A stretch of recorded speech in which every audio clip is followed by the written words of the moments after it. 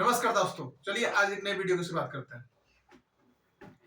तो दोस्तों, एकदम से एलपीजी का सिलेंडर रसोई से गायब क्यों हो गया? एकदम से पेट्रोल के दाम में आग क्यों लग गया? ये क्या रीजन है कि एकदम से चारों तरफ हाहाकार मचा हुआ है, रेस्टोरेंट्स बंद हो रहा है, अ, लोगों के रसोई में एलपीजी सिलेंडर नहीं पहुंच पा रहा है, पेट्रोल लोग टंकी फुल करा रहे हैं गाड़ियों का। इन सब का रीजन क्या है? तो इन सभी कारणों, सभी जो न्यूज है, इस पर हम लोग बात करते हैं डिटेल में, और मैं आपको 5 मिनट में एक्सप्लेन करूंगा कि इन सब का एक रीजन क्या है। तो चलिए सीधी बात, नो बकवास, सीधे टॉपिक की शुरुआत करते हैं। तो दोस्तों, जो सबसे बड़ा रीजन जो है कि रसोई में मतलब रसोई सिलेंडर नहीं मिल पा रहा है और पेट्रोल्स महंगे हो रहे हैं, इन सबका जो सबसे मेन कारण है वो है स्टेट ऑफ हमराज। तो स्टेट ऑफ जो हमराज है बेसिकली क्या है? एक पानी का रास्ता है समुद्र में। तो इन सब का अभी जो मेन कारण है वो चल रहा है अमेरिका और इजराइल के वार के कारण, अमेरिका और ईरान के वार के कारण। तो ईरान ने क्या किया है, जो स्टेट ऑफ हमराज है, तो स्टेट ऑफ हमराज क्या करता है?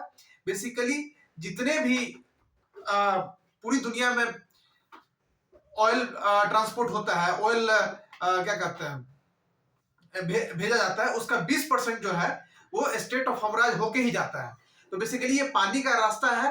उसके बाद उस रास्ते के बाद से अलग अलग रास्ते निकलते हैं और यूरोप में, एशिया में डिफरेंट डिफरेंट जगह जाते हैं, लेकिन वो एक कॉमन रास्ता है।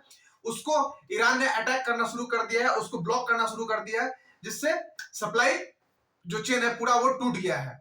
वो टैंकर्स डिफरेंट डिफरेंट कंट्रीज में नहीं जा पा रहा है, पूरे देश में नहीं जा पा रहा है, इसलिए क्या कहते हैं, क्रूड ऑयल की किल्लत हो गई है।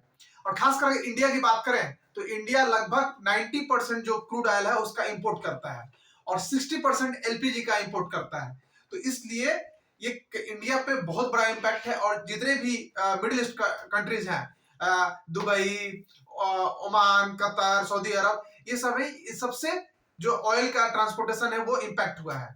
तो इसीलिए जब सप्लाई ही नहीं हो पाएगा जो क्या कहते हैं क्रूड ऑयल का, तो फिर से उस क्रूड ऑयल को फिर जो मतलब प्रोसेस करके फिर पेट्रोल डीजल सब बनाया जाता है, वो उसकी जो आपूर्ति है वो पूरी नहीं हो पाएगी। उससे क्या होगा, जब डिमांड ज्यादा होगा और सप्लाई कम होगा तो प्राइस में आग लगेगा, प्राइस बढ़ेगा।